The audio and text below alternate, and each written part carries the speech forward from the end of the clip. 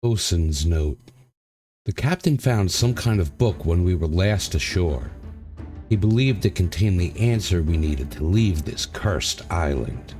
The Ebony Hawk's a fine ship, and many believe she would survive the journey.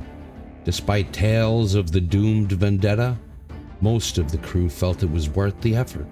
After spending hours going over that book in his cabin, the captain finally stormed up to the deck in a state. He claimed he'd discovered some kind of ritual that would grant us safe passage. He insisted we would have no need to fear the maelstrom, but it would require a sacrifice of some kind. When pressed on this, he grew silent and retreated to his cabin. A rigger's plea. What have we done?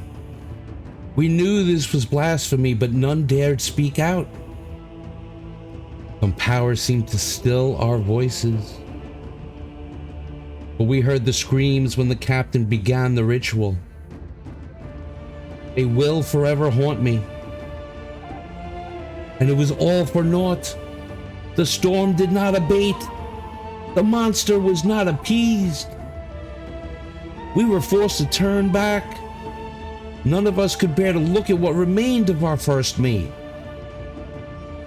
We are returning home, sworn to secrecy, but our sin will not be cleansed. We must surely pay for what we have done. Gunner's letter. We brought Klaus's body back to the village, or what was left of it. He didn't disappear right away, but we may have been too far from the island for the magics to work right. All seemed normal until the black clouds rolled in. Middle of the day, and not a drop of sunlight to be found. Like this place wasn't fit to be warmed no more. Wolves came with the darkness, and it was like they knew who were in the crew. They attacked them, tore them to pieces. Then they started on our family. I have to get out of here. I think the wife and I will make a dash for it. Over the rocks. Toward the light. Captain's journal. A black wind howls. Screams echo against the rocks. For all I know, I'm the last left alive. This is my punishment for trifling with forces beyond my ken. It turned us into the storm. I lashed Klaus to the mast and performed that blasted ritual. There was naught else to try. I vowed that we would escape this god-forsaken place.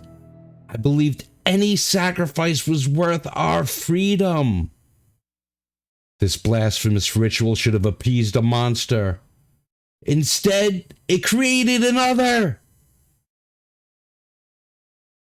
If I still had the book, perhaps I could find a way to undo this.